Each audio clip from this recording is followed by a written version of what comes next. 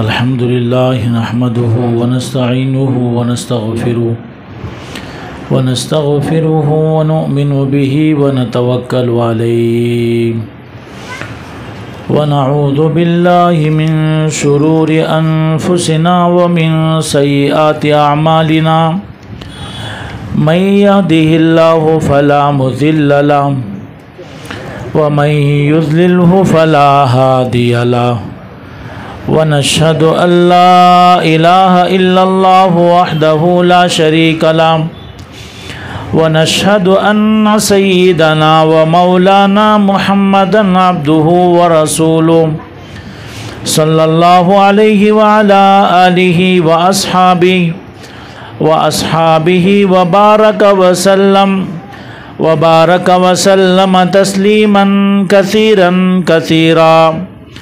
أما بعد فأعوذ بالله من الشيطان الرجيم بسم الله الرحمن الرحيم سبحان الذي أسرى بعبده ليلا من المسجد الحرام إلى المسجد الأقصى الذي باركنا حوله لنريه من آياتنا إنه هو السميع البصير صدق الله العظيم۔ میری نہایت ہی قابل احترام ماں اور بہنوں، آج کا ہمارا عنوان ہے مسجد اقصی اور فلسطین کی اہمیت اسلام کی نظر میں۔ اس عنوان کو اختیار کرنے کی وجہ دراصل یہ ہے کہ جیسا کہ آپ کو معلوم ہے کہ اکتوبر کی 7 تاریخ سے فلسطین کا علاقہ غزہ جسے کہا جاتا ہے، وہاں اسرائیل جو ایک ظالم قسم کا ناجائز ملک ہے، اس کی طرف سے غزہ کے اور فلسطین کے مسلمانوں پر مسلسل ظلم اور بمباری کا سلسلہ جاری ہے۔ تو بہت سارے احباب، بہت سارے مسلمان یہ سمجھتے ہیں کہ یہ 2 ملکوں کی لڑائی ہے، جیسے دنیا میں بہت سے ملکوں کی لڑائیاں چل رہی ہیں، ویسے ہی یہ بھی 2 ملکوں کی لڑائی ہے، ایک ملک والے دوسرے ملک والوں سے لڑائی کر رہے ہیں۔ لیکن بات دراصل یہ ہے کہ یہ 2 ملکوں کی لڑائی نہیں، یہ کفر اور اسلام کی لڑائی ہے، مسلمانوں اور یہودیوں کی لڑائی ہے۔ میں اسی کو سمجھانے کے لیے میں نے آج یہ عنوان اختیار کیا، تاکہ ہماری ماں اور بہنوں کو بھی حقائق کا علم ہو اور انہیں معلوم ہو کہ غزہ کیا ہے، فلسطین کیا ہے، اور وہاں جو مسجد اقصی موجود ہے اس کا مقام، اس کا مرتبہ، اس کی عظمت، اس کی بزرگی، اس کی بڑائی اور اس کی اہمیت اور اس کی فضیلت اسلام کی نظر میں، مسلمانوں کی نظر میں کیا ہے، اس کا ہمیں پتہ چلنا چاہیے۔ میری ماں اور بہنوں، اسی غرض سے میں نے آج یہ عنوان اختیار کیا۔ تو میں آج آپ کو یہ بتاؤں گا کہ فلسطین، ملک شام اور ایسے ہی بیت المقدس یا مسجد اقصی جسے کہتے ہیں، اس کی اہمیت کیا ہے۔ چنانچہ میں نے خطبے میں جو آیت کریمہ پڑھی ہے، اس میں اللہ رب العزت نے میرے اور آپ کے آقا حضرت محمد عربی صلی اللہ علیہ وسلم کی معراج اور اسراء کا واقعہ بیان کیا ہے۔ آپ کو معلوم ہے کہ نبی کریم صلی اللہ علیہ وسلم کو معراج کروائی گئی تھی. معراج اور اسراء کے معنی ہیں راتوں رات سفر کرانے کے، اور معراج اونچائی پہ لے جانے کے. تو اللہ کے نبی علیہ السلام کو مکے کی زندگی میں، جب کہ آپ بڑے زخمی دل کے ہو چکے تھے، یعنی آپ علیہ السلام کے ظاہری سہارے جو دنیا میں تھے وہ سب ختم کر دیے گئے تھے. آپ دنیا میں جب تشریف لائے تو آپ یتیم تھے، باپ کے بغیر، بے باپ کے آپ پیدا ہوئے. یعنی جب آپ تشریف لائے تو والد کا پہلے سے سایہ اڑ گیا تھا. اور جب آپ کی پیدائش ہوئی تو 6 سال کی عمر میں والدہ کی وفات ہو گئی. پھر 8 سال کی عمر میں آپ کے دادا کی وفات ہو گئی.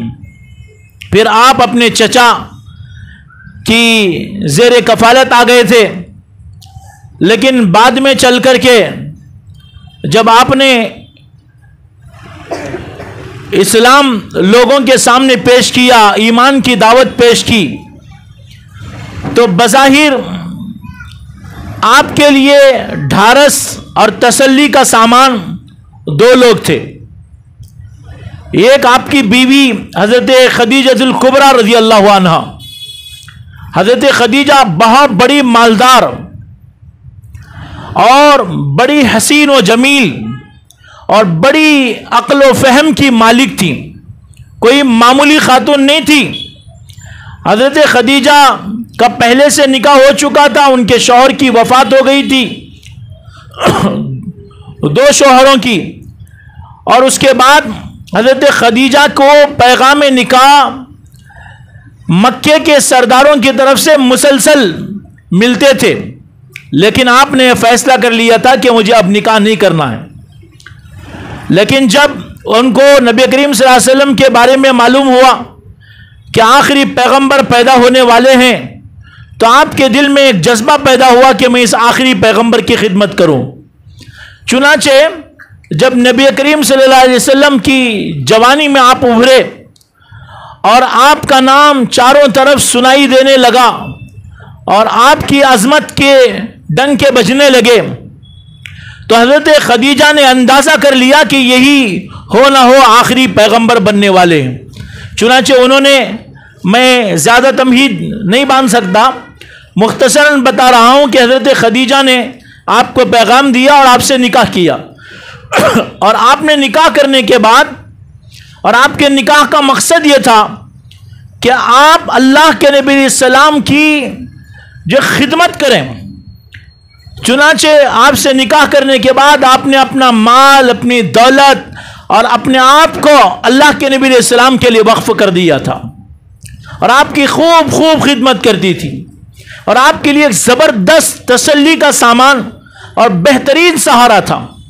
آپ کو معلوم ہوگا کہ نبی کریم صلی اللہ علیہ وسلم پر جب پہلی مرتبہ وحی نازل ہوئی تھی، تو آپ جب غار سے واپس آئے تو آپ کی طبیعت میں بڑی گھبراہٹ تھی، اور آپ نے حضرت خدیجہ سے آ کر کے کہا کہ میرے اوپر چادر اڑا دو، مجھے اپنی جان کا خطرہ معلوم ہوتا ہے. حضرت خدیجہ الکبریٰ رضی اللہ عنہا نے آپ کے اوپر چادر اڑا دی. تھوڑی دیر کے بعد جب آپ کو سکون آیا تو آپ نے ساری باتیں سنی اور پھر آپ کو تسلی دی کہ اللہ آپ کو کبھی ضائع نہیں کر سکتا، اس لیے کہ آپ یتیموں، بیواؤں، مسکینوں کا غم کھانے والے ہیں، آپ مظلوموں کا سہارا ہیں، آپ نیکی کا کام کرنے والے ہیں، بھلائی کا کام کرنے والے ہیں. تو میں آپ کو بتا رہا ہوں کہ جب پہلی وحی آپ پر آئی تھی تو فوراً حضرت خدیجہ نے اس وحی کو تسلیم کیا اور آپ کو تسلی دی اور جو آپ کے پیغام کو آگے بڑھایا. تو ایک آپ کا سہارا یہ تھے، اور دوسرا سہارا آپ کے چچا تھے. گرچہ حضور کے چچا نے ایمان قبول نہیں کیا، لیکن وہ حضور کا سپورٹ کرتے تھے. لیکن ہوا یہ کہ حضرت خدیجہ کی بھی وفات ہو گئی اور اسی سال میں جو آپ کے چچا کی بھی وفات ہو گئی۔ اب مکے میں گھر کے اندر جو سہارا تھا، ایک تسلی کا سامان، ایک بہترین بیوی کی شکل میں، بہترین رفیق حیات کی شکل میں، وہ بھی دنیا سے پردہ کر گئی۔ اور گھر کے باہر جو دشمنوں کا مقابلہ کرنے والے، دشمنوں کو روکنے والے جو چچا تھے، وہ بھی دنیا سے پردہ کر گئے۔ اب آپ بالکل ظاہری طور پر، ورنہ اللہ کو، اللہ کے نبی کو کسی کے سہارے کی ضرورت نہیں، لیکن نبی ایک انسان ہوتے ہیں تو ظاہراً ان کو بھی تھوڑا سا سہارا چاہیے ہوتا ہے، تاکہ تھوڑی ظاہری سے تسلی کا سامان ان کو ملے۔ اس لیے جب یہ سہارے ختم ہو گئے تو آپ نے طائف کا سفر کیا۔ طائف والوں سے ایک طرح کی رشتہ داری تھی، آپ نے وہاں کے لوگوں کو جو دعوت دی، لیکن آپ کو معلوم ہے کہ طائف کے لوگوں نے آپ کے ساتھ وفا نہیں کیا۔ بعض جو سرداروں نے آپ سے گفتگو نہیں کی، کسی نے گفتگو کی تو برا بھلا کہا، اور پھر آپ کے پیچھے دشمنوں کو ڈال دیا، اور آپ کو، نوجوانوں کو آپ کے پیچھے ڈال کر آپ کا بدن چھلنی کر دیا گیا، آپ کو زخمی کر دیا گیا۔ نبی کریم صلی اللہ علیہ وسلم انہی زخموں کے ساتھ چور ہو کر مکے تشریف لائے، اور پھر اس کے بعد کا واقعہ لمبا چوڑا ہے۔ بہرحال آپ آ گئے۔ اس وقت میں آپ کا دل بڑا زخمی تھا، دل میں بڑی ٹھیس لگی ہوئی تھی، اور بہت دکھی تھے۔ اور یہ دنیا میں جتنے محسن ہوتے ہیں ان کے لیے، ان کے ساتھ ابتدا میں ایسے ہی ہوتا ہے کہ وہ محسن، احسان کرنے والا، اس کے ساتھ بے وفائی کی جاتی ہے۔ تو چنانچہ آپ کو تسلی دینے کے لیے اللہ رب العزت نے آسمانوں پہ بلایا۔ وہی معراج کا سفر ہے۔ اب یہ جو معراج کا سفر آپ کا شروع ہوا، آپ کو اللہ نے کرانا چاہا، تو آپ مکے میں حضرت ام ہانی کے گھر میں تھے، اور بعض روایتوں کے مطابق آپ خانہ کعبہ کے پاس تھے۔ تو آپ کو خانہ کعبہ سے براہ راست اللہ نے آسمانوں پر نہیں بلایا، بلکہ اللہ رب العزت نے جب معراج کا سفر کروانا چاہا تو آپ کو سب سے پہلے براق پر سوار کر کے حضرت جبریل کے ذریعے سے آپ کو پہنچایا جو ہے مسجد اقصی تک، جو فلسطین میں ہے۔ اسی مسجد اقصی کی حفاظت میں غزہ کے مسلمان اپنی جانیں دے رہے ہیں، اور آج سے نہیں، 75 سال سے 75 ایئرس سے وہ اپنی جانیں قربان کرتے جا رہے ہیں۔ ایک لمبی چوڑی تاریخ ہے۔ تو اللہ کے نبی علیہ السلام کو اللہ رب العزت نے مکے سے مسجد اقصی کو بلایا۔ یہاں کا سفر براق کے ذریعے سے ہوا۔ درمیان میں ایک بات بتا دیتا ہوں، بعض گھروں میں بعض لوگ ایک قسم کی تصویر لگا کے رکھتے ہیں جس میں گھوڑے کی تصویر ہے اور اس میں پر لگے ہوئے ہیں۔ یہ تصویر کا لگانا اور رکھنا بالکل حرام اور ناجائز ہے، اور یہ سمجھنا کہ یہ براق ہے بالکل غلط ہے۔ براق کیسا تھا، کیا تھا؟ بس گدھے سے بڑا اور جو ہے گھوڑے سے چھوٹا، اتنی بات تو ہم کو معلوم ہے، لیکن اس کی کیا شکل و صورت معلوم نہیں۔ اس کے بارے میں علماء نے لکھا ہے کہ جہاں تک اس کی نظر پڑتی تھی وہاں ایک قدم اس کا پڑتا تھا۔ تو یہ جو تصویر لگا کے رکھتے ہیں یہ خامخواہ لوگوں کو دھوکہ دینے کے لیے۔ تو بہرحال براق کے ذریعے سے آپ کو اللہ نے مسجد اقصی تک بلایا۔ یہاں آپ نوٹ کیجئے، اللہ پاک اگر چاہتے تو آپ کو خانہ کعبہ سے آسمانوں پر بلاتے، لیکن اللہ نے ایسا نہیں کیا، بلکہ خانہ کعبہ سے آپ کو مسجد اقصی تک سفر کروایا اور مسجد اقصی سے آسمانوں کی طرف بلایا۔ اور جب آپ مسجد اقصی پہنچے تو مسجد اقصی میں اللہ رب العزت نے سارے نبیوں کو، اللہ نے سب سے آخر میں ہمارے نبی صلی اللہ علیہ وسلم کو بھیجا ہے، ان کے بعد کوئی نبی نہیں۔ حضرت آدم علیہ السلام سے لے کر حضور تک تقریباً 1,24,000 انبیاء ہے۔ اللہ رب العزت نے تمام انبیاء کو مسجد اقصی میں حاضر کیا. مسجد اقصی میں وہ حاضر تھے. حضور جب تشریف لے گئے تو حضرت جبریل نے حکم دیا کہ اللہ کا حکم ہے آپ نماز پڑھائیے. گویا کہ وہاں آپ کو نماز پڑھوا کر یہ بتا دیا گیا کہ آپ جو تمام انبیاء کے سردار ہیں.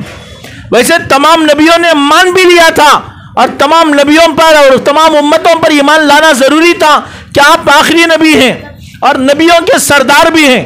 لیکن عملی طور پر بھی جو تمام انبیاء کو اکٹھا کر کے آپ کی امامت کر کے اللہ کے نبی علیہ الصلوۃ والسلام کی امامت کو انبیاء کے ذریعے سے تسلیم کروا لیا گیا.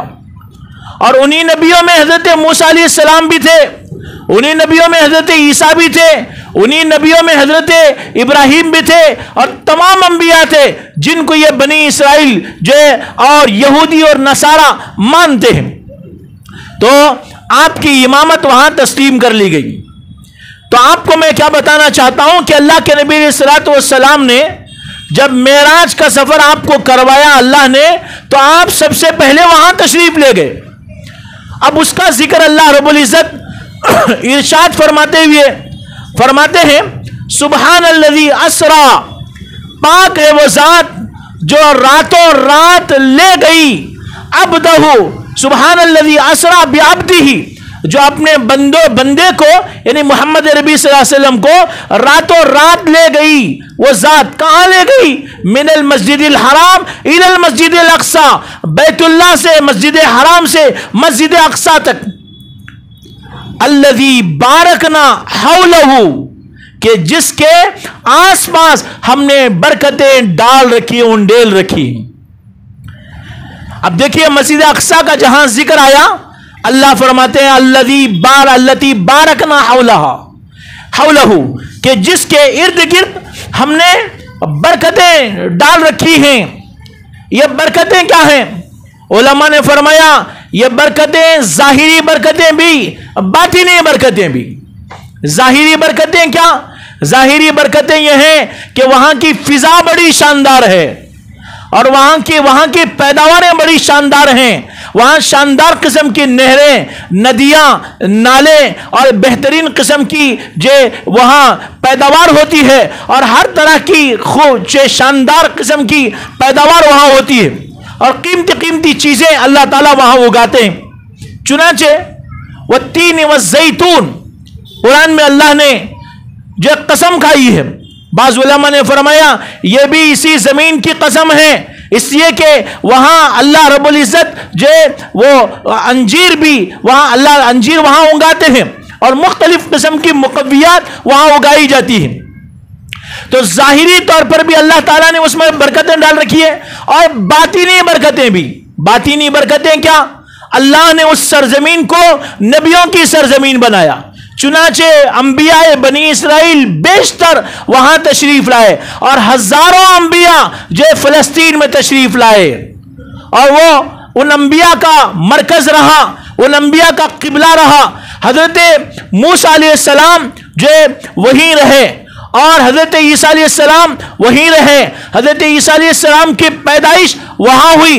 حضرت مریم جو وہ جن کی پیدائش بھی وہی ہوئی, اور حضرت مریم کے والد حضرت عمران جن کے نام پر قرآن پاک میں ایک سورہ آل عمران ہے, وہ حضرت عمران اسی مسجد اقصی کے امام تھے. اسی مسجد اقصی کے امام حضرت عمران, ان کی بیٹی ہیں حضرت مریم. حضرت مریم یہ بہت عظیم ترین ایک خاتون ہیں. میں بالکل جب ہماری یہ محفلیں شروع ہوئی تھی تو بالکل ابتدا میں اسلام میں عورت کا کردار جب میں نے بتایا تھا, وہاں حضرت مریم کا میں نے تذکرہ کیا تھا, حضرت آسیہ کا بھی تذکرہ کیا تھا, اور میں نے بتایا تھا کہ اللہ تعالیٰ نے قرآن پاک میں بہترین عورتوں کے لیے بہترین عورت کے طور پر ان کو ایک نمونے کے طور پر اللہ نے پیش کیا ہے. یعنی ایک عورت اگر بہتر بننا چاہتی ہے، اللہ تعالیٰ نے حضرت مریم کو پیش کیا کہ یہ بہترین قسم کا آئیڈیل ہے ایک عورت کے لیے، عورت ہو تو ایسی بننی چاہیے۔ تو قرآن میں اللہ نے ان کو مثال دی، ان کی مثال دی اور ان کو آئیڈیل قرار دیا۔ حضرت مریم کی جب ولادت ہوئی تو ان کے والد کی وفات ہو گئی تھی، اور حضرت مریم ان کی کفالت کون کرے، ذمہ داری کون نبھائے، مردوں میں کون ان کے ذمہ دار ہو؟ اس سلسلے میں مسجد اقصی کے جتنے امام تھے ان میں اختلاف ہو گیا۔ سارے امام یہ کہہ رہے تھے چونکہ مسجد اقصی کے امام کی یہ بیٹی ہے، ایک عظیم انسان کی بیٹی ہے، اس لیے ان کی پرورش ہم کریں گے۔ قرآن پاک میں اللہ نے اس اختلاف کا ذکر کیا ہے، اور اس کے بعد اس وقت میں امام تھے حضرت زکریا علیہ السلام، جو حضرت مریم کے خالو ہوتے تھے، خلئی جسے کہتے ہیں ہمارے علاقے میں۔ تو گویا کہ حضرت مریم کی خالہ حضرت زکریا کے نکاح میں تھی، تو حضرت زکریا نے یہ کہا کہ میں چونکہ ان کا خالو ہوں تو میرے ذمہ ان کی کفالت اور ذمہ داری ہونا چاہیے۔ چنانچہ اللہ کی طرف سے حکم آیا کہ تم قرآن ڈالو، اور قرآن جس کے نام آئے گا وہ ان کی ذمہ داری نبھائیں گے۔ چنانچہ جب قرآن ڈالا گیا اللہ کی طرف سے یہی ہوا کہ وہ قرآن حضرت زکریا علیہ السلام کے نام نکلا۔ تو دیکھیے اسی مسجد اقصی میں حضرت زکریا علیہ السلام رہ رہے، وہ امامت کر رہے، اسی مسجد اقصی میں حضرت مریم کے والد حضرت عمران جن کا ذکر قرآن میں ہے، جن کے نام سے قرآن میں ایک سورت موجود ہے، وہ بھی وہاں کے امام رہے۔ حضرت مریم جب پیدا ہوئی اسی علاقے میں پیدا ہوئی، اور حضرت مریم کو جب حضرت زکریا نے اپنی ذمہ داری میں لیا تو حضرت مریم کو کہاں رکھا تھا؟ اسی مسجد اقصی کے ایک حجرے میں، مسجد اقصی کے حجرے میں آپ کو انہوں نے رکھا، اور آپ کسی کام کے لیے صبح میں جاتے اور بعد میں تھوڑی دیر کے بعد جب آتے اور کمرہ باہر سے بند رہتا، جب آپ کمرہ کھول کر کے دیکھتے حضرت مریم بیٹھی ہیں اور ان کے سامنے بے موسم کا پھل رکھا ہے، سردی کے موسم میں گرمی کا پھل، گرمی کے موسم میں سردی کا پھل، آم کا سیزن نہیں ہے سامنے آم ہے، جام کا سیزن نہیں ہے سامنے جام ہے، جو سیزن نہیں ہے وہ بھی موجود ہے۔ اب پہلے تو کوئی بھی موسم کا پھل بھی بند کمرے میں حضرت مریم کے سامنے اگر موجود ہو، یہ خود ان کی ایک عجیب کرامت ہے، ایک عجیب کرامت ہے، لیکن بے موسم کا پھل یہ دگنی کرامت ہے۔ تو حضرت زکریا علیہ السلام نے حضرت مریم سے پوچھا کہ اے مریم یہ کہاں سے آ گیا تمہارے پاس؟ تو وہ کہتی کہ یہ اللہ نے اپنی طرف سے اتارا ہے۔ تو میری ماں اور بہنوں دیکھو، حضرت مریم جن کا ذکر قرآن میں ہے اور انہی کے بیٹے ہیں حضرت عیسیٰ علیہ السلام، تو یہ حضرت مریم بھی اسی بیت المقدس میں انہوں نے پرورش پائی، اور پھر حضرت مریم کے بدن سے اللہ نے معجزانہ انداز میں اپنی خاص قدرت کا مظاہرہ کرتے ہوئے بغیر باپ کے صرف ماں کی صلب سے ماں سے اللہ نے جب حضرت عیسیٰ علیہ السلام کو پیدا کیا تو اسی سرزمین میں پیدا کیا۔ اور جب حضرت عیسیٰ علیہ السلام پیدا ہوئے بغیر باپ کے پیدا ہوئے، اور میں پہلے اس وقت میں تذکرہ کر چکا ہوں یہ اللہ کی قدرت ہے، اللہ ایک مرد اور عورت کے ذریعے سے جہاں اولاد پیدا کرنے پر قادر ہے وہ بغیر مرد اور عورت کے بھی پیدا کر سکتا ہے، جیسے حضرت آدم علیہ السلام کو پیدا کیا۔ حضرت آدم علیہ السلام جب پیدا ہوئے کوئی موجود نہیں تھا اور کوئی مرد و زن نہیں تھے، بغیر ماں باپ کے مٹی کا پتلا بنا کر ان کے اندر روح پھونک دی گئی اور ایک انسان کھڑا ہو گیا، یہ پہلا انسان ہے۔ اور حضرت حوا کو حضرت آدم کے مٹی سے بنایا، یعنی بغیر عورت کے صرف مرد سے بنایا، اور حضرت مریم سے بغیر مرد کے ملاپ کے صرف عورت کے ذریعے سے حضرت عیسیٰ علیہ السلام کو اللہ نے پیدا کیا۔ یہ کیوں کیا؟ اپنی قدرت کا مظاہرہ کرنے کے لیے۔ تو یہ اللہ نے اپنی قدرت کا جس سرزمین پر مظاہرہ کیا وہ فلسطین کی سرزمین ہے، وہ بیت المقدس کی سرزمین ہے۔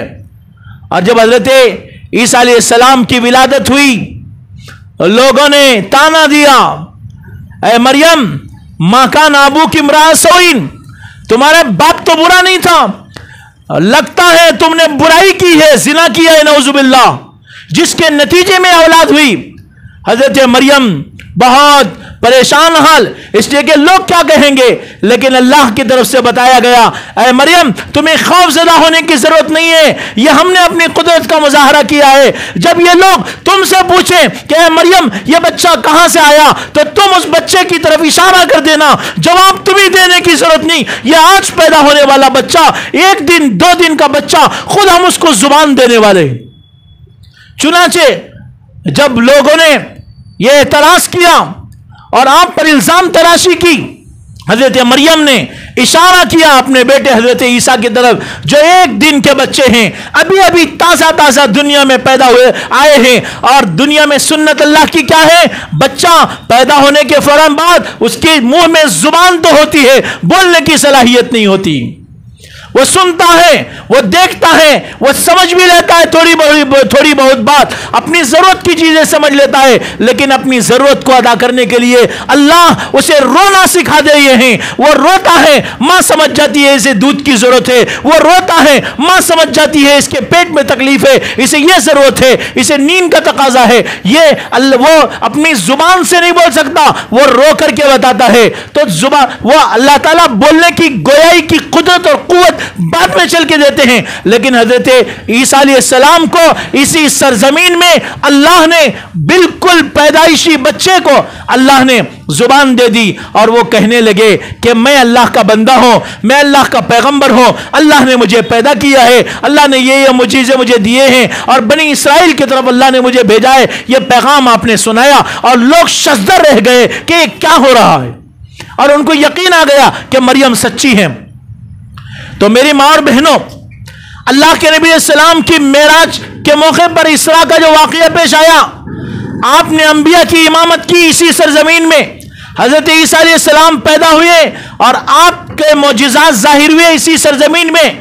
हजरत मरियम पैदा हुई इसी सरजमीन में, हजरत ज़करिया थे इसी सरजमीन में, हजरत मूसा थे इसी सरजमीन में, और हजरत इब्राहिम और हजरत लूत अलैहिस्सलाम जब इराक से सफर करके हिजरत करके वहां के मुशरिकों को उन्होंने पैगाम तौहीद दिया था, और यह बताया था कि शिरक ना करो, कुफ्र ना करो, खुदा के साथ किसी को शरीक ना करो, एक अल्लाह की मानो, एक अल्लाह को मानो। जब उन्होंने आपके साथ शरारतें की, आपको आग में डाला, आपको इलाका छोड़कर जो हिजरत करने पर मजबूर किया, तो अल्लाह ताला के हुक्म से जब आपने जो हिजरत किया, तो हिजरत इन्होंने फलस्तीन की तरफ किया। इसी सरजमीन में फलस्तीन में हजरत इब्राहिम रहे, हजरत लूत रहे, हजरत सारा थी, हजरत हाजरा थी। तो यह सरजमीन हजरत अंबिया की है। उलमा ने लिखा है यहां हजारों अंबिया की मज़ारें और कब्रें हैं, और फलस्तीन की सरजमीन, बैतुल मक़दिस की सरजमीन का चप्पा चप्पा हर नबियों के सजदे से मामूर है। सरजमीन फलस्तीन का चप्पा चप्पा वहां अंबिया की सरजमीन रही है, जिसके चप्पे चप्पे पर अंबिया ने सजदे किए हैं। आज जिस गज़ा पर बमबारी हो रही है, उस सरजमीन के चप्पे चप्पे पर एक एक हिस्से पर नबियों ने सजदा किया है। वहां जिब्रील आए हैं और दीगर अंबिया जो फरिश्ते आए हैं, मुकर्रब फरिश्तों को अल्लाह वहां उतारते रहे। तो ये वो अजीम सरजमीन है। अब बताइए क्या इस सरजमीन से मुसलमानों का रिश्ता नहीं? बिल्कुल है, और खुदा की कसम है। सिर्फ इतना नहीं, बल्कि हदीसों में अल्लाह के नबी सल्लल्लाहु अलैहि वसल्लम ने इसकी और मजीद फजीलतें बयान की हैं। उससे पहले यह भी बता दूं कि अंबिया में हजरत दाऊद अलैहिस्सलाम की सल्तनत, हजरत सुलेमान अलैहिस्सलाम की सल्तनत, हजरत सुलेमान अलैहिस्सलाम की सल्तनत कैसी थी? दीगर मखलूकों पर भी, जिन्नात पर भी, इंसानों पर भी, हवाओं पर भी, परिंदों पर भी, जानवरों पर भी, तमाम मखलूकात पर उन्होंने दुआ की थी, अल्लाह मुझे ऐसी सल्तनत दे दे जो आपने किसी को दुनिया में नहीं दी हो और ना आप देंगे आइंदा। چنانچہ اللہ نے آپ کو کیسی سلطنت دی؟ انسانوں پر بھی، جنوں پر بھی، اور دیگر مخلوق پرندوں پر، سب جگہ، سب چیزوں پر۔ چنانچہ قرآن پاک میں ان کی اس سلطنت کا تذکرہ موجود ہے۔ پرندوں پر سلطنت، ہدہد کا واقعہ وہاں قرآن میں موجود ہے۔ ایک مرتبہ ایک پرندہ تھا ہدہد، جب آپ اپنے فوج کی سب بندی کر رہے تھے تو آپ نے دیکھا انسان بھی موجود، جنات بھی موجود، درندے موجود اور پرندے موجود ہیں، ان میں ہدہد غیر حاضر ہے، حاضری لے رہے۔ تو اس وقت میں حضرت سلیمان علیہ السلام نے کہا کہ یہ ہدہد، اس کی اتنی ہمت ہو گئی کہ وہ غیر حاضر ہو گیا۔ چنانچہ آپ نے کہا کہ اگر وہ جب یہاں آئے گا تو میں اس کی کان پکڑی کروں گا اور اس کو ذبح کر دوں گا اگر اس کے پاس کوئی عذر نہ ہو۔ چنانچہ تھوڑی دیر کے بعد ہدہد آیا، یہ واقعہ قرآن میں موجود ہے اس لیے سنا رہا ہوں۔ تو ہدہد آیا تو حضرت سلیمان علیہ السلام نے پوچھا کہ کہاں تھے تم؟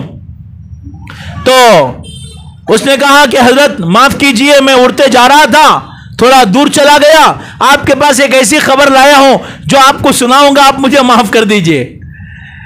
تو چنانچہ اس نے سنایا کہ میں اڑتے اڑتے ایک علاقے میں گیا، سبا کا علاقہ، وہاں میں نے دیکھا کہ ایک عورت لوگوں پر حکومت کر رہی ہے اور اس کا بڑا تخت اور تاج ہے، اس کی فوج ہے، اور وہ لوگ جو پوجا کر رہے ہیں سورج کی اور اللہ کے علاوہ غیر اللہ کی پوجا کر رہے ہیں، غیر اللہ کی عبادت کر رہے ہیں۔ تو حضرت سلیمان علیہ السلام نے جو اس کے ہاتھ میں ایک لیٹر بھیجا، خط لکھ کر بھیجا کہ جاؤ میں تمہارا امتحان لیتا ہوں، تم سچ بول رہے ہو جھوٹ بول رہے ہو۔ چنانچہ خط بھیجا، جب خط بھیجا تو اس میں آپ نے خط لکھا کہ جو ہے تم جب یہ خط تمہیں ملے اس ملکہ سبا کے نام اللہ، آپ نے خط لکھا کہ جب تمہارے پاس یہ خط پہنچے تو فوراً کے فوراً تم میرے پاس حاضر ہو جاؤ، ورنہ میں ایسا لشکر لے کر آؤں گا جس کی طاقت کا تم مقابلہ نہیں کر سکتی۔ جب یہ گیا اور لیٹر دیا تو اس نے کیا کیا کہ ٹھیک ہے میں اپنا پیغام بھیجوں گی، یہ کہہ کر اس نے بھیج دیا، اور اس نے بہت بڑے بڑے تحفے، تحائف، سونا چاندی، مال و دولت اور بڑے ذخائر اس نے بھیجے۔ حضرت سلیمان علیہ السلام نے ساری چیزوں کو واپس کر دیا اور یہ کہلا بھیجا یہ ساری چیزیں تمہیں مبارک، تم یہاں فوراً چلی آؤ۔ جب وہ اس کے بعد وہ آئی، اس واقعے کا ذکر بھی قرآن میں کیا ہے، اور اس کے بعد جب حضرت سلیمان علیہ السلام نے اپنی طاقت کے مظاہرے کیے اور اللہ کی قدرت اور اس کے کرشمے جب انہوں نے دکھائے تو ملکہ سبا نے ایمان قبول کیا، اس کا ذکر بھی قرآن میں ہے۔ یہ واقعہ بھی اسی سرزمین میں رونما ہوا۔ تو بہرحال بتانے کا مقصد یہ ہے کہ یہ عظیم ترین شہر ہے، اور قرآن پاک میں جہاں بھی اللہ نے اس سرزمین کا ذکر کیا اس کا نام ارض مقدسہ رکھا، اس کے بارے میں کہا جس میں ہم نے برکت دی۔ چنانچہ حضرت موسیٰ علیہ السلام نے جب اپنی قوم کے لوگوں کو اس شہر میں داخل ہونے کا حکم دیا تو فرمایا یا قوم ادخلوا الارض المقدسہ، اے لوگوں اس ارض مقدسہ، یہ جو بڑی پاکیزہ زمین ہے اس میں داخل ہو جاؤ۔ اسی طریقے سے حضرت ابراہیم علیہ السلام نے جب ہجرت کی اس کا ذکر کرتے ہوئے قرآن کہتا ہے وَنَجَّيْنَاهُ وَلُوطًا إِلَى الْأَرْضِ الَّتِي بَارَكْنَا فِيهَا لِلْعَالَمِينَ، کہ ہم نے جو بچا نکالا ہم نے ابراہیم کو اور لوط کو اس سرزمین کی طرف جس میں ہم نے برکت رکھی ہے پورے جہان کے لیے، پورے عالم کے لیے۔ جہاں بھی اللہ نے قرآن میں اس سرزمین کا ذکر کیا، کئی جگہوں پر ذکر کیا ہے، ہر جگہ یہ کہا ایسی زمین جس میں ہم نے برکت رکھی ہے، ایسی زمین جو مقدس ہے، جو بڑی پاکیزہ ہے، بڑی عمدہ ہے، یہ کہہ کر اللہ نے تذکرہ کیا ہے۔ اس سے اندازہ ہم کر سکتے ہیں کہ یہ کیسی مقدس تر زمین ہے۔ اسی طریقے سے حدیثوں کے اندر ایک حدیث ہے، حضرت زید بن ثابت رضی اللہ تعالیٰ عنہ کی روایت ہے، فرماتے ہیں نبی کریم صلی اللہ علیہ وسلم نے فرمایا یا طوبیٰ للشام، یا طوبیٰ للشام، یا طوبیٰ للشام، قالوا یا رسول اللہ ولما ذاک قال تلک ملائکۃ اللہ باسط اجنحتها علی الشام. نبی کریم صلی اللہ علیہ وسلم نے ایک موقع پر فرمایا خوشی و سعادت ہے شام کے لیے. 3 مرتبہ فرمایا سعادت مندی ہے، نیک بختی ہے، خوشخبری ہے اہل شام کے لیے، خوشخبری ہے شام کے لیے. نبی کریم صلی اللہ علیہ وسلم نے جب یہ 3 دفعہ فرمایا، اور شام جو ملک ہے وہ اب سیریا کے نام سے الگ ہے، لیکن اس زمانے کا اللہ کے نبی کا کے زمانے کا جو شام ہے اس میں آج کا جو سیریا ہے وہ بھی شامل ہے، اردن بھی شامل ہے، اسی میں فلسطین اور غزہ یہ سارے علاقے شامل ہیں، لہٰذا اس میں جو فلسطین بھی داخل ہے. تو لوگوں نے صحابہ نے پوچھا اللہ کے نبی علیہ السلام یہ فضیلت ملک شام کی کیوں ہے؟ حضور نے فرمایا اس لیے کہ دیکھو یہ اللہ کے فرشتے ہیں جو ملک شام پر اپنے پر پھیلائے ہوئے ہیں، یعنی ملک شام پر اللہ نے اللہ کے فرشتے پر پھیلا کر اس کی حفاظت کر رہے ہیں. علماء نے اس کا مطلب یہ لکھا ہے کہ اللہ تعالیٰ نے ملک شام، فلسطین اور مسجد اقصیٰ کی حفاظت کے لیے فرشتوں کو مقرر کر رکھا ہے. لیکن اس کا یہ مطلب نہیں کہ وہاں حالات نہیں آئیں گے، بم گرائیں گے تو اس کا اثر نہیں ہوگا، یہ مطلب نہیں. ان کے تحفظ کے اللہ نے سامان کر رکھے ہیں. لیکن حدیثوں میں یہ بھی ہے کہ قیامت کے قریب وہاں دشمن حملہ کریں گے، اور قیامت کے قریب عظیم ترین جنگ جو ہوگی وہ اسی جگہ ہوگی، بالکل معرکۃ العارہ جنگ. اور قیامت کے قریب حق و باطل کی جو جنگ ہوگی، بلکہ حدیث میں ہے نبی کریم صلی اللہ علیہ وسلم نے فرمایا کہ میری امت میں لا تزال طائفۃ من امتی ظاہرین علی الحق، کہ اللہ کے نبی علیہ السلام نے فرمایا میری امت کی ایک جماعت، میری امت کا ایک طبقہ ہمیشہ حق پر رہے گا. وہ کون سا طبقہ ہے؟ وہ کہاں رہے گا؟ صحابہ نے جب پوچھا اللہ کے نبی علیہ السلام یہ کہاں ہوں گے؟ حضور نے فرمایا یہ طبقہ مسجد اقصیٰ کے ارد گرد ہوگا، آس پاس ہوگا. یہ وہی اہل فلسطین ہیں، یہ وہی اہل غزہ ہیں جن کی فضیلت اللہ کے نبی علیہ السلام نے بیان فرمائی. ایک فضیلت کیا؟ فرشتے ان پر ان کا تحفظ کر رہے، ان پر پھیلائے ہوئے ہیں. اسی کا نتیجہ ہے آج وہ اپنی جانوں کو تو قربان کر رہے ہیں، لیکن وہ کفر کے سامنے اور باطل کے سامنے، اللہ کے دشمنوں کے سامنے سپر ڈالنے کے لیے تیار نہیں، ہتھیار ڈالنے کے لیے تیار نہیں. آپ دیکھ رہے ہیں، روزانہ دیکھ رہے ہیں 28 دن سے تقریباً ان کے اوپر بمباری ہو رہی ہے اور ان کے گھروں کو تہس نہس کر دیا جا رہا ہے. اور ظالم بزدلانہ انداز میں رہائشی علاقوں میں عام لوگوں پر جو بم گرا کر کے اپنی بزدلی کا مظاہرہ کر رہے، لیکن وہ اپنی ایمانی طاقت اور قوت کا مظاہرہ کر رہے. وہ ملبوں پر، وہ گری ہوئی عمارتوں پر بیٹھ کر نعرے تکبیر اللہ اکبر کی صدائیں بلند کر رہے، وہ کلمہ شہادت پڑھ رہے. عورتیں اپنی جانوں کی قربانی دے رہی ہیں، بچے اپنی جانوں کی قربانی دے رہے ہیں، مرد اپنی جانوں کی قربانی دے رہے ہیں، جوان اور بوڑھے اپنی جانوں کی قربانی دے رہے ہیں. لیکن اس کے باوجود اب وہ اپنے ایمان سے پھرنے کا نام نہیں لیتے. کیوں نہیں لیتے؟ اس لیے کہ فرشتے ان کا تحفظ کر رہے ہیں. اور اسی طریقے سے اس علاقے کی اور بہت سی فضیلتیں آئی ہیں. ایک فضیلت اس کی یہ بھی ہے حدیثوں میں کہ نبی کریم صلی اللہ علیہ وسلم نے فرمایا ہے کہ لا تشد الرحال الا الى 3 مساجد. حضور نے فرمایا تقرب کی نیت سے، ثواب کی نیت سے کسی مسجد کو دیکھنے کے لیے جو سفر کیا جا سکتا ہے وہ 3 مسجدوں کے سوا کسی کے لیے نہیں، یعنی مستقلاً صرف مسجد کے لیے. تو حضور نے فرمایا مسجدی حاضہ، یعنی مسجد نبوی، یعنی کوئی آدمی مسجد نبوی میں حاضری کے لیے اپنے علاقے سے مستقل سفر کر کے آ سکتا ہے. دوسرا اللہ تعالیٰ کا گھر بیت اللہ والمسجد الحرام، مسجد حرام. اور حضور نے فرمایا والمسجد الاقصیٰ، اور تیسری مسجد ہے مسجد اقصیٰ. اسلام میں 3 مسجدیں بڑی عظیم ہیں. ایک مسجد حرام اول نمبر پر، دوسرے نمبر پر مسجد نبوی، تیسرے نمبر پر مسجد اقصیٰ. چنانچہ حدیثوں میں یہ بھی فضیلت ہے جو مسجد حرام میں 1 رکعت نماز پڑھے اسے جو 1,00,000 رکعت نمازیں پڑھنے کا ثواب ملے گا. اور مسجد نبوی میں جو 1 رکعت نماز پڑھے اسے 1000 نماز پڑھنے کا اجر ملے گا، اور مسجد اقصی میں جو نماز پڑھے اسے 500 نمازوں کے پڑھنے کا اجر ملے گا۔ یہ ذکر حدیثوں کے اندر موجود ہے۔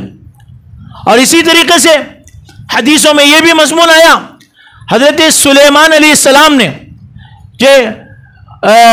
جب اس مسجد اقصی کی تعمیر کی، مسجد اقصی ہے تو پرانی مسجد، دنیا کی دوسرے نمبر کی مسجد ہے، سب سے پہلے اللہ کا گھر، ان اول بیت وضع للناس للذی ببکۃ مبارکہ، کہ سب سے پہلا گھر جو اللہ کی عبادت کے لیے دنیا میں بنایا گیا وہ اللہ کا گھر خانہ کعبہ ہے، مسجد حرام ہے، جہاں ہم حج کرنے کے لیے جاتے ہیں۔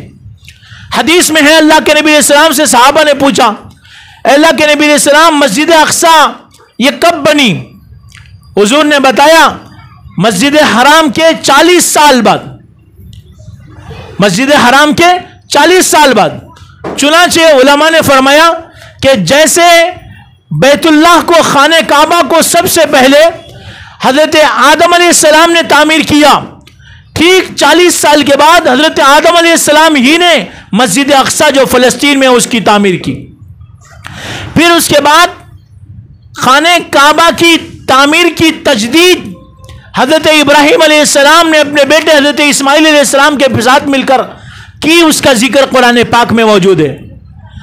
اور اسی دور میں حضرت ابراہیم علیہ السلام نے اپنے دوسرے بیٹے حضرت اسحاق کے ساتھ مل کر مسجد اقصی کی تعمیر کی، یعنی تجدید کی۔ پھر اس کے بعد حضرت سلیمان علیہ السلام کے دور میں حضرت سلیمان علیہ السلام نے اس مسجد کو اور عالیشان بنایا اور جنات کے ذریعے سے بنایا، اس کا ذکر بھی قرآن پاک کے اندر موجود ہے۔ تو حضرت داؤد علیہ السلام نے ابتدا کی، حضرت سلیمان علیہ السلام نے تکمیل کی۔ جب حضرت سلیمان علیہ السلام نے اس مسجد کی تعمیر کی تکمیل کی تو آپ نے 3 دعائیں کی، ایک تو وہی سلطنت کے ملنے کی، اور دوسری دعا میرے ذہن سے نکل رہی ہے، اور تیسری دعا آپ نے یہ کی کہ جو شخص اس مسجد میں محض اللہ کی عبادت کے لیے، نماز پڑھنے کے لیے آئے، اس کو اے اللہ اس کے پورے گناہوں کو معاف کر دیجئے اور اسے ایسا بنا دیجئے جیسے وہ ابھی ماں کے پیٹ سے پیدا ہوا، اس کے سارے گناہ معاف ہو جائے۔ حضور اقدس صلی اللہ علیہ وسلم نے یہ بات بیان کر کے فرمایا کہ اللہ تعالیٰ نے سلیمان علیہ السلام کی 2 دعائیں قبول کر لی، اور امید ہے اللہ نے تیسری دعا بھی قبول کر لی ہو۔ اس لیے جو بھی اب قیامت کی صبح تک مسجد اقصی جائے گا، وہاں نماز پڑھے گا اور سچے دل کے ساتھ جا کر اخلاص سے نماز پڑھے، علماء نے فرمایا اس کے سارے گناہ معاف ہو جائیں گے اور وہ ایسا ہو جائے گا جیسا ابھی اپنی ماں کے پیٹ سے پیدا ہوا۔ اسی لیے حضرت ابن عمر رضی اللہ عنہما کے بارے میں آتا ہے کہ آپ اپنے دور میں آپ مسجد اقصی کو کئی دفعہ تشریف لے گئے، اور آپ نے ایسا کیا کہ مسجد اقصی تشریف لے گئے اور وہاں جا کر پانی بھی نہیں پیا، کھانا بھی نہیں کھایا، کسی سے بات بھی نہیں کی، کہیں ٹھہرے بھی نہیں، سیدھے مسجد اقصی گئے، نماز پڑھی، وہاں سے نکل کے فوراً باہر آ گئے، اس لیے کہ کسی اور مقصد کے لیے نہ ہو جائے، پانی پیوں گا، کھاؤں گا، کسی سے ملوں گا، یہ مقصد ہو جائے گا، اس غرض سے آپ نے ثواب پانے کے لیے کیا۔ تو میرے ماں اور بہنوں، یہ مسجد اقصی کی عظیم ترین فضیلتیں ہیں۔ اسی میں سے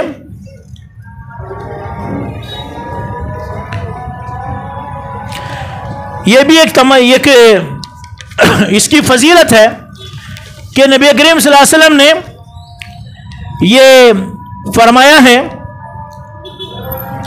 کہ یہ قیامت کے قریب خلافت اسلامیہ کا پائے تخت ہوگا، یعنی یہیں سے خلافت اسلامیہ کا قیام ہوگا۔ چنانچہ آج دیکھیے دنیا میں خلافت اسلامیہ کا بالکل خاتمہ کبھی کا ہو گیا، خلافت عثمانیہ کے ذریعے سے اس کو ختم کر دیا گیا، اور آج جو اب یہ حق و باطل کی جنگ ہو رہی ہے، اور یہ جنگ اس بات کی علامت ہے کہ اب بالکل قیامت قریب ہے۔ اسی لیے نبی کریم صلی اللہ علیہ وسلم نے حدیث میں فرمایا ہے کہ جب تم یہ دیکھو کہ مسجد اقصی کے ارد گرد کے لوگ وہاں جہاد ہو اور خلافت کا نظام قائم ہو جائے تو تم سمجھو کہ زلزلوں کا، پریشانیوں کا، بڑے بڑے فتنوں کے آنے کا وقت آ گیا ہے۔ اور یہی وہ سرزمین ہے جہاں دجال جس کے آس پاس ظاہر ہوگا۔ دجال انہی یہودیوں میں سے ایک فرد ہے، یہ جو یہودی اسرائیل میں موجود ہیں تو انہی کا ایک فرد ہو کر وہ پیدا ہوگا، وہ آئے گا، پیدا ہو چکا ہے، وہ آئے گا، ظاہر ہوگا۔ تو جب دجال آئے گا تو اسی سرزمین میں اللہ تعالیٰ حضرت عیسیٰ علیہ السلام کو اسی سرزمین سے اٹھا لیے تھے۔ اس کا ذکر بھی اللہ نے قرآن میں کیا کہ یہودیوں نے حضرت عیسیٰ علیہ السلام کو قتل کرنا چاہا تھا تو اللہ نے زندہ آپ کو اٹھا لیا آسمانوں پر۔ اور قیامت کے قریب جب حضرت مہدی تشریف لائیں گے اور آل حق سمٹ جائیں گے، اس وقت میں حضرت مہدی آئے ہوئے ہوں گے اور تمام اہل حق وہاں جمع ہوں گے اور لوگ نماز کے لیے، فجر کی نماز کے لیے کھڑے ہوں گے اور مصلی پہ حضرت مہدی پہنچ گئے ہوں گے۔ اور اس وقت حضرت عیسیٰ علیہ السلام کو اللہ تعالیٰ آسمان سے اتاریں گے اور وہاں کے مینار ابیض پر آپ اتریں گے اور مسجد میں تشریف لائیں گے۔ اسی سرزمین میں حضرت عیسیٰ علیہ السلام دوبارہ تشریف لائیں گے تو حضرت مہدی ہٹ جائیں گے، حضرت تشریف لائیے، آپ نماز پڑھائیے۔ آپ کہیں گے نہیں آپ نماز پڑھاؤ، میں پیچھے کرتا ہوں۔ اس کے بعد تو آپ پڑھائیں گے لیکن یہ نماز حضرت مہدی پڑھائیں گے۔ یہ واقعہ بھی وہی رونما ہونا ہے۔ اور اسی سرزمین پر حضرت عیسیٰ علیہ السلام جو دجال کو قتل کریں گے، ختم کریں گے۔ تو گویا کہ سارے فتنوں کو ختم کرنے کا ذریعہ اللہ نے اس سرزمین کو بنایا۔ اسی وجہ سے نبی کریم صلی اللہ علیہ وسلم نے یہ فرمایا ہے امت کے لوگوں کو کہ اگر تم ملک شام میں اپنی سکونت اختیار کر سکتے ہو، وہاں جا کر بس سکتے ہو تو بس جاؤ، اس لیے کہ اللہ نے وہاں کے لوگوں کی مجھ سے ضمانت لی ہے۔ ضمانت کا کیا مطلب؟ ان کے ایمان کا تحفظ، ان کے دین کا تحفظ۔ تو یہ جو اللہ تبارک و تعالیٰ نے مجھے ضمانت لی ہے، اس لیے اگر تم وہاں جا کر کے وہاں بس سکتے ہو تو وہاں جا کر بس جاؤ۔ اور یہ بھی ایک حدیث کے اندر ہے کہ نبی کریم صلی اللہ علیہ وسلم نے یہ فرمایا ہے کہ یہ تو ہو فصلو فی، کہ لوگوں جو بیت المقدس جا کر نماز پڑھا کرو، بیت المقدس میں حاضری دیا کرو۔ جیسے مسجد حرام میں آتے ہو، مسجد نبوی میں آتے ہو، بیت المقدس میں بھی جا کر کے وہاں نماز پڑھا کرو۔ حضور نے فرمایا فَإِن لَمْ تَأْتُوهُ وَتُصَلُّوا فِيهِ، اور اگر تم وہاں جا کر نماز نہیں پڑھ سکتے، تمہارے پاس اتنا پیسہ نہیں ہے، اتنے اسباب نہیں ہے، حالات ایسے نہیں ہیں، حضور نے فرمایا فَابْعَثُوا بِزَيْتٍ يُسْرَجُ فِي قَنَادِيلِهِ، تو کم سے کم چراغ کا تیل وہاں بیچ دیا کرو تاکہ جہاں وہاں کے قندیلوں میں، وہاں کے چراغوں میں جلایا جا سکے۔ یعنی مطلب یہ ہے اگر مسجد اقصی تم جا نہیں سکتے، کم سے کم اپنا پیسہ اور روپیہ وہاں بھیجا کرو تاکہ وہاں کی لائٹ جلے اور وہاں کے جو چراغوں میں جو روشنی تمہارے پیسے کے ذریعے سے ہو۔ اس سے معلوم ہوا وہاں کی مدد کرنا ایک مومن کا فرض ہے، ایک مومن کی ذمہ داری ہے۔ تو میری ماں اور بہنوں، حدیثوں میں اس سرزمین کی اور بھی بہت ساری فضیلتیں آئی ہیں۔ ایک فضیلت یہ بھی آئی ہے، یہ زمین ارض و حشر و نشر، یعنی اللہ تعالیٰ اسی سرزمین میں حشر قائم کریں گے۔ جب انسانوں کو دوبارہ اٹھایا جائے گا اور اکٹھا کیا جائے گا، اسی سرزمین کو جو وسیع کر کے یہی اکٹھا کیا جائے گا۔ تو بہرحال بہت ساری فضیلتیں ہیں اس سرزمین کی۔ ایک اور جو یہاں کی فضیلت بیان کر کے میں اپنی بات ختم کروں۔ اللہ تعالیٰ نے یہ فرمایا کہ اللہ کے نبی اسلام نے فرمایا کہ وہاں بسنے والے لوگ جو بہتر قسم کے لوگ ہوں گے زمین کے۔ چنانچہ آج آپ دیکھ سکتے ہیں کہ اتنے حالات ان پر آ رہے ہیں، لیکن اس کے باوجود اپنے ایمان پر بالکل وہ جمے ہوئے ہیں، اپنے ایمان سے ہٹنے کا نام نہیں لیتے۔ یہ سرسری طور پر چند فضیلتیں मैंने आपके सामने और चंद ऐसी बातें जिससे मस्जिद अक्सा की और सरजमीन फ़लस्तीन की और सरजमीन शाम की अहमियत हमारे सामने आए, मैंने इसलिए बयान किया ताकि हमें यह समझ में आए कि मेरी माँ और बहनों, ये फ़लस्तीन की हिफाजत करना, मस्जिद अक्सा की हिफाजत करना हर मुसलमान की जिम्मेदारी है। मेरा भी फ़र्ज़ है मैं भी जाकर के वहाँ मुकाबला करूँ और वहाँ की हिफाजत करूँ। और अगर हम नहीं जा सकते तो कम से कम हमें क्या करना चाहिए? हज़रत उलमा ने फरमाया कि वहाँ के लिए हम चंद काम कर सकते हैं। पहला काम यह है, हम सब दुआ करें उनके लिए, सारे दुआ करें अल्लाह ताला से कि अल्लाह उस सरजमीन की, वहाँ के लोगों की हिफाजत फरमा जो आपके पाकीज़ा घर की हिफाजत के लिए कोशिशें कर रहे हैं। यहूदी उस अल्लाह के घर को तोड़ना चाहते हैं, शहीद करना चाहते हैं, और वहाँ हैकल सुलेमानी यानी अपना माबद और मंदिर वहाँ तामीर करना चाहते हैं। इसलिए वो मुसलमान अपनी जानों की कुर्बानी दे रहे हैं। इसलिए हमारा फ़र्ज़ है हम उन माँ और बहनों के लिए, उन बच्चों के लिए, उन मुजाहिदीन के लिए, उन अपने भाई और बहनों के लिए हम जो खुसूसी दुआओं में उन्हें याद रखें, उनके लिए नमाज़ें पढ़ें, उनके लिए रोज़ा रखें, उनके नाम से सदका खैरात करें और खुसूसी तौर पर हाथ उठा करके रो कर उनके लिए दुआएं करें। यह पहला काम हो गया। दूसरा काम यह है कि इसराइल जो मुसलमानों को और अहले फ़लस्तीन को, अहले गज़ा को सता रहा है, उन पर जुल्म कर रहा है, तो उसकी जितनी मसनूआत हैं और उसकी जितनी चीज़ें हैं उनका बायकाट करें। इंशाअल्लाह मौलाना ग्रुप में भेजे होंगे, दोबारा वहाँ भेज देंगे, आपको मिल जाएगा वो मैसेज। उसमें मालूम हो जाएगा कि क्या क्या चीज़ें जो इसराइल की प्रोडक्ट्स हैं और वहाँ की बनी हुई चीज़ें उनका बायकाट करें। बहुत सारी चीज़ें, पेप्सी है, कोका कोला है, और इसी तरीके से कोलगेट पेस्ट है, और शेल पेट्रोल है उनका, और मुख्तलिफ किस्म की चीज़ें हैं। आप मेरी माँ और बहनों ये तहिया करके यहाँ से उठो कि इंशाअल्लाह जब हम अपने घर के लिए सौदा सलफ लाने जाएंगी तो चाहे आप सालों सालों से उनकी चीज़ें इस्तेमाल कर रही हो, लेकिन आप तय कर लीजिए हम अपनी मौत तक वहाँ की कोई चीज़ इंशाअल्लाह इस्तेमाल नहीं करेंगे। यह इरादा कर लीजिए। और तीसरा काम यह है कि सोशल मीडिया के ज़रिए से कानूनी दायरे में रहकर हम एहतजाज करें, अपने स्टेटस के ज़रिए, दूसरे और किसी ज़रिए से हम जो है अहले फ़लस्तीन के साथ अपने होने की जो पूरी तरीके से होने का मुजाहरा करें। ये तीन काम हमको करने चाहिए। इसी पर मैं अपनी गुफ्तगू को ख़त्म करता हूँ। अल्लाह पाक से दुआ करता हूँ कि अल्लाह ताला हमें जो मस्जिद अक्सा की अहमियत और अज़मत को पहचानने की, समझने की और उसकी हिफाजत के हवाले से हमारी जो जिम्मेदारियां हैं और हम पर जो जिम्मेदारी आयद होती है उसको अदा करने की हमें तौफीक अता फरमाए।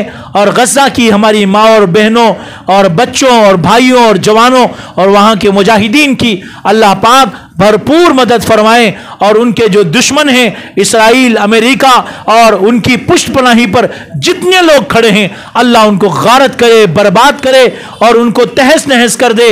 और जो अहले फ़लस्तीन की मदद कर रहे, अल्लाह पाक उनकी मदद करें। व आखिर दावाना अनिल हम्दुलिल्लाहि रब्बिल आलमीन।